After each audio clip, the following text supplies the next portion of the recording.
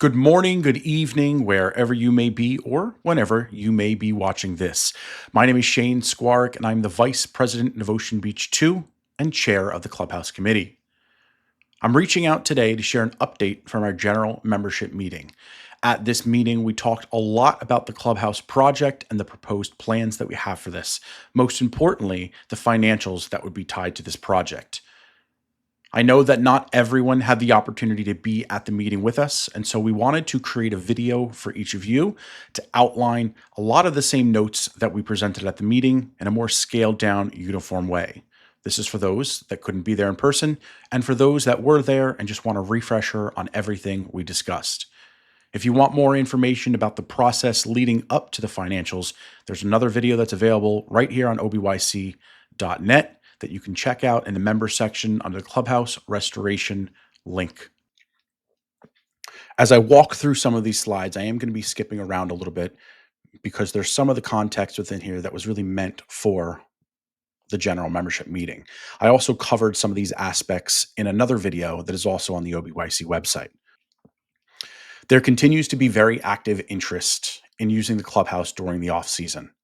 We had 9 private events booked this year. 3 of them included the weekend of the general membership meeting.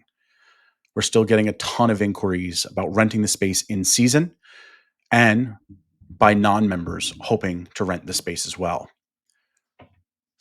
For non-members, it does create a revenue-related issue, and so we keep shelving that for the time being. For in-season rentals, it is something we continue to explore, but as it stands, we have a very active special events calendar and virtually no parking. That also presents some safety concerns about non-members that don't understand our rules and how they may speed down Harbor Drive even more so than it is, and with drinking and driving on top of that. A recap of how this process began and kind of where it stands today. We formed a Clubhouse Restoration Exploration Committee almost 2 years ago. We pulled the entire membership at the time for volunteers and accepted every single person who had volunteered to be a part of the committee at that time. Since then, we have continued to get other people that wanted to volunteer, but because they'd be coming in so late in the process, we have declined those. We wanted to make sure that the committee didn't see people adding and dropping off all the time and that there was a layer of consistency throughout. Of the 495 homes or members, only 21 people volunteered to join the committee, not including myself. And of that 21, a subset have been active and engaged through the entire process. The committee itself was made up of a wide demographic in terms of age, time in the community, professional background, personal backgrounds, and personal interests.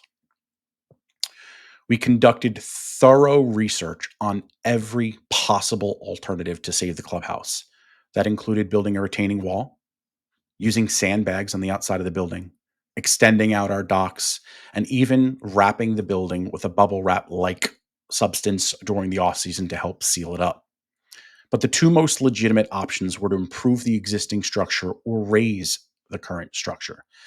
In both cases, we found through a collaboration with multiple contractors and architects that it's either outright not possible or would be a negligent use of money. As you can see on the slide here, there are a lot of issues with the existing building we're going to get to in just a moment. And raising the structure has been a very big topic that has come up multiple times. But the way our building is built, the building would actually collapse on itself if we tried to raise it. And this was further evidenced by a member bringing in their own contractor after our last meeting to tell us the same information. A capital reserve study took place back in December as mandated by New Jersey law. A capital reserve study is kind of like a long-term financial roadmap for our community. It looks at all the major parts of the clubhouse and other shared properties, things like roofing, siding, HVAC, windows, and so on.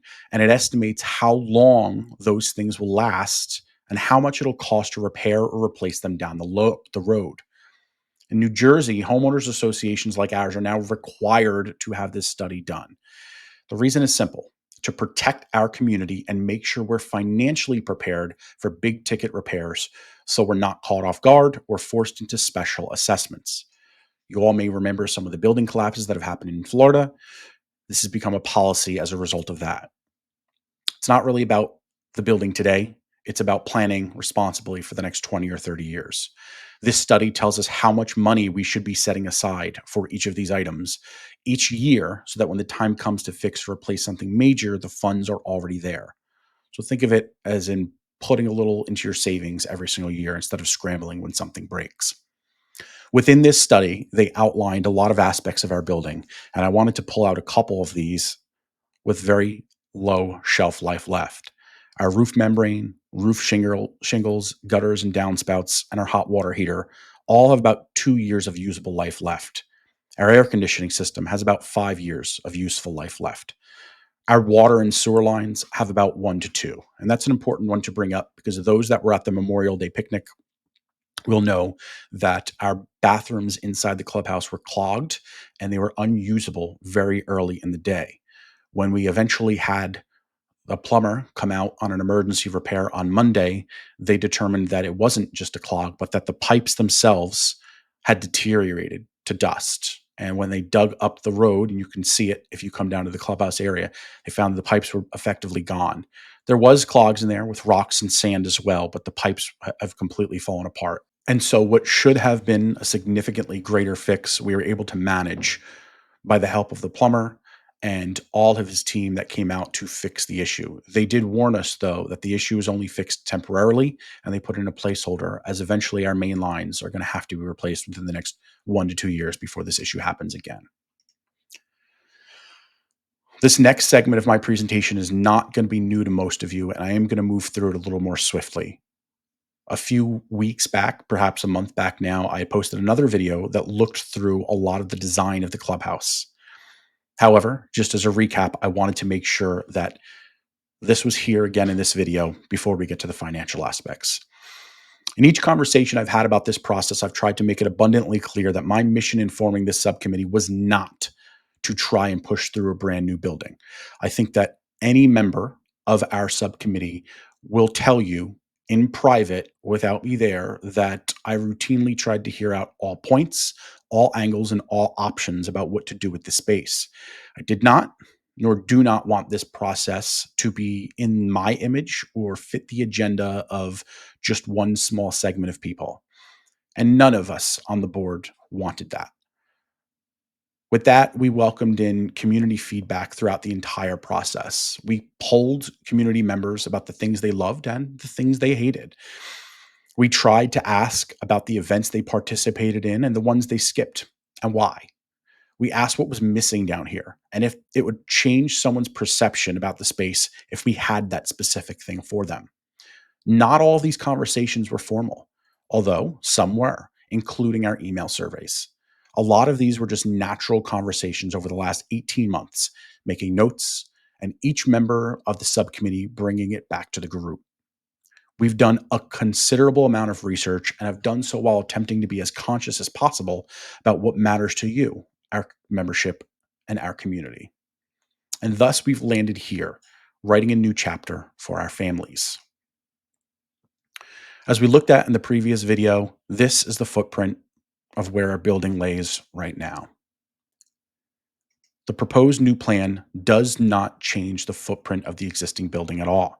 We're not losing the Bay Beach. We're not losing the gazebo. We're not ruining the flow of the traffic. And we're not even giving up one designated parking spot. We'd be building on the exact same existing footprint and just taking the shed in to the main building. The ground level provides one of the most in-demand requests from our community: open space. The ground level would feature a covered open space with plenty of benches or tables to enjoy whatever it is you like to do down at the Bay Area. If you want to have a picnic, you want to break from the sun while at the Bay Beach, if you want to skate while it's raining, or if you're just looking to enjoy a cocktail during sunset. In this mock-up, you'll also see an abundance of pillars, but those will be reduced after a final plan is put forth and the architect knows what the load is for the building, making even more open space here.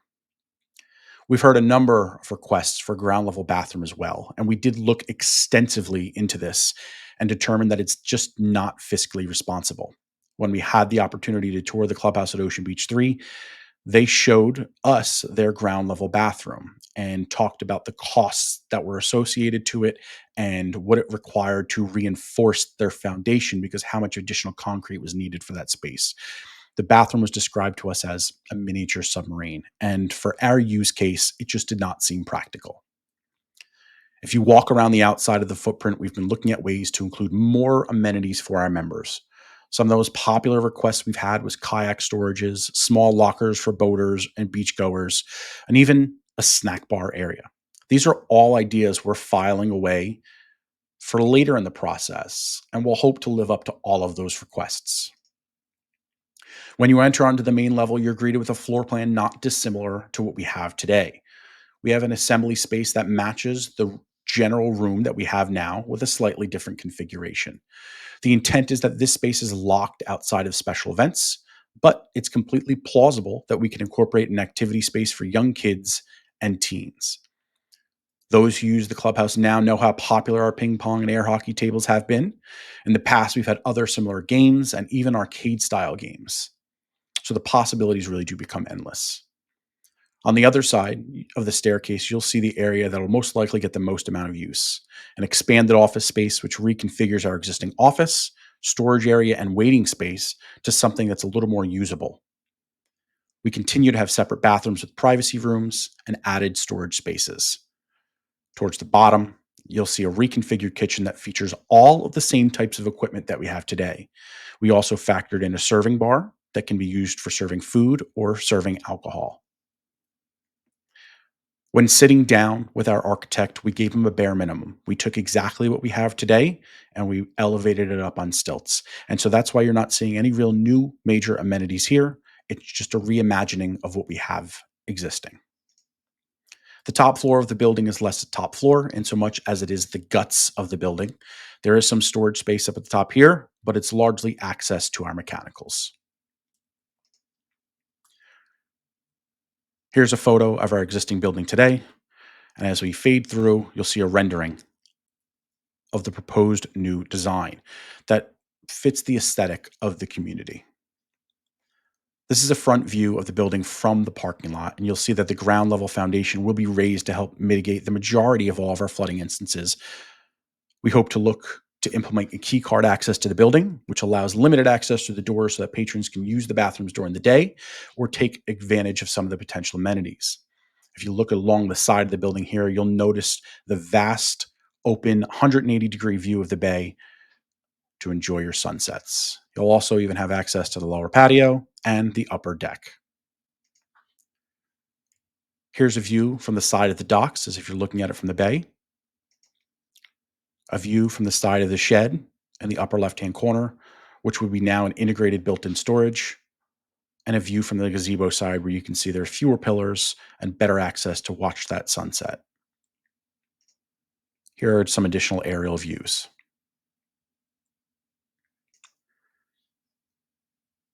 And another rendering of what the building could look like. So I know this is the point of the video where you're all here for, and I do appreciate everyone's patience in getting to this point. This has obviously been the number one question on everyone's mind since we started this entire process, and for good reason. As you might imagine, trying to navigate a financial commitment has been undoubtedly the most difficult and stressful part of this process. So I want to preface this by assuring each of you that I am very fiscally conservative. I joked at our general membership meeting that you can ask any of our board members that sit with me during our hours long budget meetings in November, where I try to nitpick every single cent, quite literally, that we're trying to spend there. I'm sure it's very annoying, but they are always very gracious enough to at least hear me out. I only mention that because I realize that our community is made up of people that come from very different backgrounds and thus have very different situations. And I, as well as the board, empathize with all of those and do not believe in just throwing money at something without thinking it through thoroughly. So we're going to go ahead and we're going to jump in. Our community is made up of 495 members, which is represented by each property within our community. Of those 495 homes, we've seen a nearly 40% change in ownership since 2020. And while a portion of this number does represent inheritances or deed changes, there's no doubt that the complexity of our community is changing as new families move in or existing families expand with children, grandchildren, or even great grandchildren. I hope that we can frame this project as one that's reflective of a community moving forward, giving the next generation of our little beachgoers the same opportunities to make memories as each of us have had at one time or another down here. That has us coming back each and every year, has you sitting here and watching a what promises to be a 20-plus minute video about the future of the association. After working with an advisor on the financials, we were also able to come up with, excuse me, two options for the community that help to accommodate various financial situations. Each member or home will have a choice to either one, make one lump sum payment to satisfy your contribution, or spread your contribution out over a 20-year amortized loan or mortgage. There are no requirements or minimums to this. If only one family chooses the lump sum contribution up front, everyone else in the community can still take advantage of the 20-year loan. Obviously, the more families who choose to pay up front will directly benefit those who choose the 20-year financing option as the loan amount becomes lower, giving a benefit back to the whole community. So, what does this cost? Well, I cannot give you definitive to the penny numbers today. Our mortgage advisor felt really comfortable in outlining the following. Those that choose a single upfront sum payment to satisfy their contribution would be looking at approximately a $5,000 one time fee. Those that choose the financing option would be looking at approximately $42 a month, which would be paid annually as a line item separate from your dues. The benefit of this longer term option is that the obligation travels with the property. So if you decide to sell your home at some point, you are not personally obligated to the remainder of your balance. That obligation, the balance of such, passes on to the next owners of the property. The loan is a lot more nuanced than what I'm describing here. And because I'm not a mortgage broker, I wanted to really keep this simple and easy for everyone to understand because all of the scenarios can get very complicated and confusing down the line. However, there are some points that I wanted to point out that I think are really key. We would not close on the loan until we break ground, which means during the paperwork process and the approvals and getting all of our permits, we would not take out a loan and start collecting interest for no reason because we don't need the money at that point. We would also not draw money until it was required, minimizing every minute of interest. And what this means is as we're going through the building phase, we're taking out the money that is required by the builders at that particular time. And then we would take out more money on the next phase and so on and so forth. Again, keeping our interest accrual to a bare minimum. Members will also have the option to pay off their balance every 5 years. What this means is you'll have some that'll choose the lump front sum payment right up front, and they get that out of the way. After that, those that choose the financing option will not be able to do a lump sum payment again until 5 years.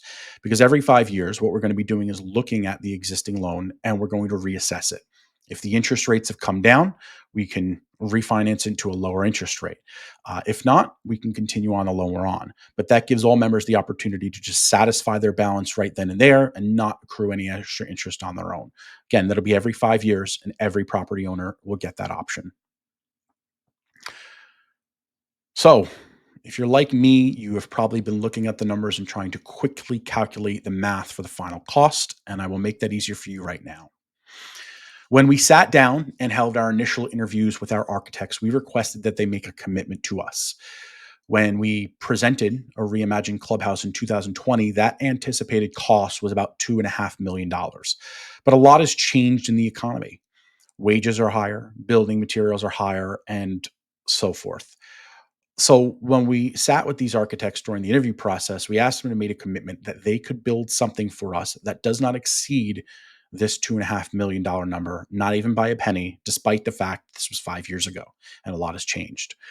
When seeking out our financial options, we determined that we would continue to use this number as our high end benchmark, our maximum. And while our final itemized estimate is not yet finalized, during our conversations with our architect, Barlow, Governal, and Associates, earlier this week, as I'm recording this video, they assured me that the current estimate is not expected to exceed this $2.5 million cap. We will stay with this as our high budget with the hopes that we can bring that down even lower than there. As you know, though, trying to shoot for the max ceiling is the best approach. That way we don't break past that at all. There was a lot of questions that also came in around Ocean Beach Unit 3, their building process, and some of the challenges that they faced. And I want to assure everyone that throughout our process, both the president of Ocean Beach 3, Brian Quinn, and board member and chair of their clubhouse project, Tom Zeech, have made themselves extensively available to us. They even welcomed our entire board into their building to tour it just over a month ago. They shared over an hour and a half of their time with us and answered quite literally every one of our questions. In my time talking with OB3's Tom, he shared a lot of context about their delays and the change in the projected costs that they had initially. He indicated that the big hurdles came for them because they were moving their building and changing their layout around a little bit and needed to satisfy several new township requirements, all scenarios that we do not have to face. He also noted to me that despite changes in the cost of building materials, Barlow Governal, who's the same architect we are using and that they use as well, their final projected estimate was about a 1% margin differential of their final cost. Barlow Governal and Associates work extensively on federal contracts, and during our interview with them, they express that they put together very specific itemized bids very regularly. And because of that, they have a great degree of confidence in their estimates, something that's been echoed not only by OB3, but by experiences by several other of their references as well. I bring up this slide. It was kind of a running joke during our general membership meeting, so it's here for you all again. You are not voting today. And the importance of this is really that when we discussed this update amongst the board, we decided as a group that we wanted the community to be able to hear all of this information, take it in, and digest it. With that in mind, all of this information is now available on the OB2 website, and it's going to continue to remain there until we get to a vote. And amongst the board, we are looking to hold a special meeting dedicated exclusively to this clubhouse project and holding a vote on as to whether or not we should move forward with it. We're hoping to do that at some point in July, and we're looking to find a date that works. And we'll look to give you as much notice as we can to make sure that we can get this done. And that'll be coming out to you within the next week or so. I want to finish by saying that I have a lot of memories in this building, in the clubhouse that we have today, and it's in that very building that I met some of my best friends on that very stage that Pat Daly made me practice blowing a lifeguard whistle as practice as part of our initial lifeguard tests, which unsurprisingly blew everyone's ears out. It's in that kitchen in that clubhouse that I have some of my fondest memories growing up bonding with my late father when we'd go down at 6 o'clock in the morning to do the pancake breakfasts. And then later on in life, running from the kitchen from my late mother, who was screaming at the lifeguard dinners because Michael Barrett decided to call her gravy sauce. 5 years ago, when we first looked at this project, I was very closed off to the idea of rebuilding it. I ultimately supported the decision, but there was a part of me that was always trapped by the nostalgia of the memories that we had built in that clubhouse. Now that my own children are at the age where my favorite memories began, and I continue to walk in and see pieces of the building quite literally disintegrating in front of us and in our hands, which is, again, literally what happened to our water main during the biggest event of our year. I can't help but think how perhaps our collective nostalgia could be preventing our children from having those same moments. At some point, this building is going to fail. And it may not be today or it may not be this year, but if it fails on us unexpectedly, then who knows what that plan is going to look like to rebuild it. And so, personally, I'd like to have a plan in place and I'd like to do it the way we want to do it on our own time and not be forced to put something together quickly and inefficiently just for the sake of getting it done because we have no other choice. I'm sure that there's still an abundance of questions. And so I welcome you each to email me at shane@oceanbeach2.org. You can also head to the obyc.net website and click the contact button and fill out a contact form there. I'm happy to oblige to all of your questions and try to get you a response as quickly as possible. When we sent out the survey, we had over 100 emails and submissions that came through, and I read each and every one of them, and I tried to address a lot of those questions in this session today. So I did not respond to each of you. I apologize for that, but as we've tackled most of those issues, if they're still pressing and you didn't get the response you were looking for here, please, by all means, go ahead and send me an email. And now that there's not so much of an inundation, I'll try to get through as many as possible, or maybe create another video like this. Thank you all for your patience during this entire process and for your kindness. There are certainly differences of opinions on this whole process, but everyone's been really positive in the way they've approached it, and no one's really lashed out or been very overly negative, just echoing their concerns. And we really appreciate that as myself, as a representative of our subcommittee, and as a representative of the board. Looking forward to seeing each and every one of you this summer, and hopefully we can come up with a decision here that works for the betterment of the community.